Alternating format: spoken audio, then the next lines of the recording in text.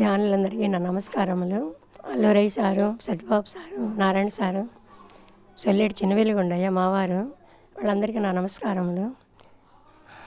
నేను అల్లూరై ద్వారా ధ్యానంలో దిగిన 15 సంవత్సరాలైంది. ధ్యానంలో దిగి చాలా ఇబ్బందులు కష్టాలు పడ్డాము. అయినా మేము మాలకొండకి వెళ్తున్నాము. ఒక అబ్బాయి ఒక అమ్మాయి పేపర్లు తీసుకొని క్లాస్ చెప్పడానికి వెళ్తున్నారు మాలకొండకి. ఏంటి అని అడిగా. ఇట్లా ధ్యానం క్లాసు జరుగుతుంది అల్లూరై ఇంట్లో అన్నారు. అప్పుడు అల్లూరైని అడిగిన ఎమ్మడే వచ్చి, అవునమ్మా 3 నెలల నుంచి క్లాస్ జరుగుతుంది మా ఇంట్లో అని చెప్పారు. అవునమ్మా జరుగుతాను కావాలి. ఎమ్మడే సాయంత్రం వచ్చి ఇంకా 3 నెలలు చేశా. అయినా అనుభవాలు ఏమీ రాలేదు, కుదరటం లేదు. అయినా ఆపల. ఏదైనా నేను అనుకున్నానంటే ఖచ్చితంగా అది నెరవేరేదాకా వదలను. చాలామంది కూడా అడిగారు, సౌభాగ్యలక్ష్మి గారు వాళ్ళందరూ అడిగారు, కూర్చోగానే అన్నీ వస్తాయమ్మా అని అడిగారు. కళ్ళు మూసుకోగానే చేతులు క్రాచ్ చేసుకోగానే కుదురుద్ది అమ్మ అని అడిగారు. అడిగితే అవును కుదురుద్ది, మనం మంచి మనసు పెట్టి చెయ్యాలి, వేరే ఆలోచన ఏం పెట్టుకోకుండా కుదురుద్దని. నేను భగవద్గీత పారాయణకి వెళ్ళి వస్తున్నా. ఆమె మర్చిపోయి ఉండొచ్చు. ఆమె అడిగింది, అడగంగానే చెప్పా, కూర్చోగానే కుదురుద్ది అమ్మ అన్నది. కుదురుద్ది, మనం మంచి మనసు పెట్టి చెయ్యాలి, మనం వేరే ఆలోచనలు ఏం పెట్టుకోకూడదు, కుదిరితే ఆయన 3 నెలలకు ఆపకుండా చేస్తానే ఉన్నాం. 3 నెలలకు కుదిరింది. అప్పుడు సార్లు వచ్చి అడిగేవాళ్ళం, కాళ్ళ నొప్పులు ఇలా ఎలా అంటే, అమ్మ కుర్చీలో కూర్చోవచ్చు, నేల మీద కూర్చోవచ్చు, మంచం మీద ఎక్కడైనా కూర్చొని చేయొచ్చమ్మ, కాళ్ళు చాపుకోవచ్చు అని అన్నారు. వాడు చెప్పినట్టు చేసేదాన్ని. ఇప్పుడు కాళ్ళు బాస్కెట్లు వేసుకొని చేస్తున్నా.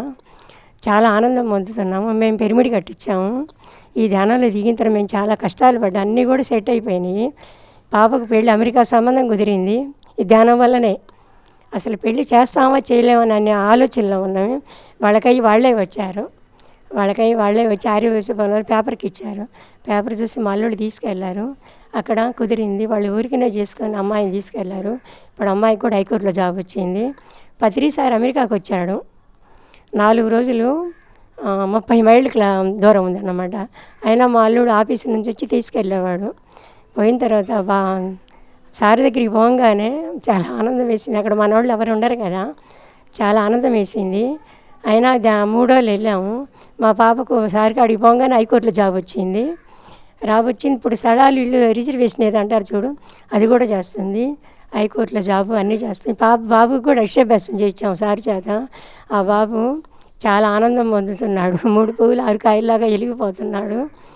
చాలా ఆనందం పొందుతున్నాము. ఇంకా చెప్పాలంటే చాలా ఉన్నాయి. నా అనుభవాలు కూడా చాలా ఉన్నాయి ఇంకా చెప్పాలంటేను. ఓ రోజు బస్సులో నుంచి వెళ్తుంటే కింద పడ్డాను. కింద పడేసరికి బస్సులు ట్రాఫిక్ ఎలా ఉంటుందో తెలుసు కదా, బస్సులు ఆపేశారు. పత్రిసారు చేయి అడ్డం పెట్టిన ఇటు ట్రాఫిక్ ఆగిపోయింది. 2 కాళ్ళు బస్సులో దూకేసరికి 2 కాళ్ళు పగిలి రక్తం కారిపోతూ ఉంది. మా వారికి తెలుసు నేను ధ్యానం చేస్తానని చెప్పి అప్పుడు సంకల కింద చేతులు వేసుకొని దిగ్బజార్కి లాకపోగానే 10 నిమిషాలు మెట్ల మీద కూర్చున్నా. రక్తం ఆగిపోయింది.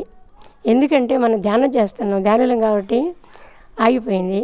3 అంతస్తులు మళ్ళీ మెట్లు ఎక్కిపోవాలి. మా వారిని లిఫ్ట్లో ఎక్కమన్నా నేను నడిచే 3 అంతస్తులు మెట్లు ఎక్కిపోయినా. ఆ నొప్పి కూడా మొత్తం పోయింది. ఎందుకంటే నేను ధ్యానం చేస్తే నాకు ధైర్యం, శక్తి, మనకు అనుభవం అనేది ఉంది. చేస్తున్నా. తెల్లవారి మళ్ళీ కర్తాల్లో పిరమిడ్ ఓపెన్ చేస్తున్నారు. నేను అప్పుడు అమెరికా నుంచి వస్తున్నా. 6 నెలలు అయింది. చిన్న బాబు, 6 నెలల బాబుని తీసుకొని వచ్చా. మా ఇల్లు పైన ఉంటుంది, సెంటర్ అనమాట, దుమ్ము అంతా పడుతుంది. మా పిల్లలు మా అల్లుడు మా ఇంట్లోనే డాక్టర్ అనమాట. అయితే నేను అక్కడ పడంగానే ఫోన్ చేస్తే 6 కార్లు వస్తాయి నాకు. ఇంటికి 2 కార్లు ఉన్నాయి. 3 అల్లుళ్ళు జాబ్ చేస్తున్నారు అక్కడ. ఫోన్ ఎవరికి చేయకుండానే దిగ్బజార్కి తీసుకెళ్ళాడు. నమ్మకం ఉంది మా ఇద్దరికి. అక్కడికి పోయి మెట్ల మీద కూర్చోగానే కార్యరక్తం ఆగిపోయింది. మళ్ళీ 3 అంతస్తులు మెట్లు ఎక్కిపోయా, మొత్తం పోయింది. తెల్లవారి మళ్ళీ కర్తాల్లో పిరమిడ్ ఓపెన్ చేస్తున్నారు. ఫస్ట్ పత్రిసారి కూడా అక్కడికి వచ్చాడు. అప్పుడు పత్రిసారితో మాట్లాడి చేసిన. ఇంకా అక్కడికి పోగానే ఇట్లా చెప్పా. అంటే ఏం పర్వాలేదమ్మా, నీకు అన్నీ సెట్ అయిపోతాయని అన్నాడు. మళ్ళీ ఆ రాత్రికి ఇంటికి వచ్చి మళ్ళీ తెల్లవారి పామూరు బయలుదేరొచ్చి హైదరాబాద్ నుంచి.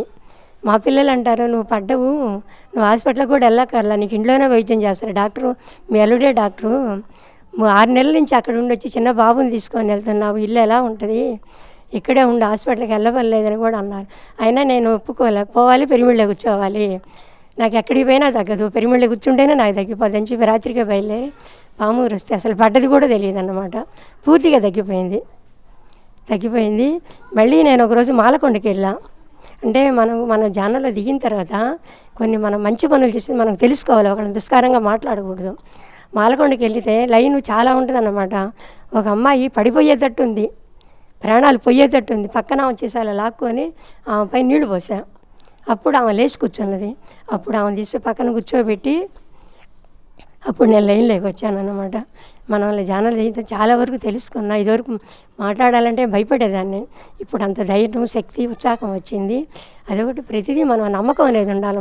మనకి ప్రతిదీ నమ్మకం అనేది ఉండాలి. ఒకరిని దుష్కారంగా మాట్లాడకూడదు. మనం ఎంత ఇదిగా ఉండాలి అంత ఉండాలి. మేము పిరమిడ్ కట్టించాము, చాలా ఆనందం పొందుతున్నాము. అనమలగొండ దగ్గర పిరమిడ్ కట్టించాము. చాలా సొల్లేటి చిన్నవేలిగొండయ్య మావారే పిరమిడ్ కట్టించి ప్రతి ఆదివారం ప్రతి పౌర్ణానికి అన్నదాన కార్యక్రమం చేస్తుంటాం. దానివల్ల ఇంకా చాలా ఆనందం పొందుతున్నాము మేము. ఇంకాను చాలా చాలా చాలా బాగుంది మాకు. ఇంకాను ధైర్యం, శక్తి, ఉత్సాహాన్ని నాకు అన్ని ప్రసాదించాడు పత్రి సారు.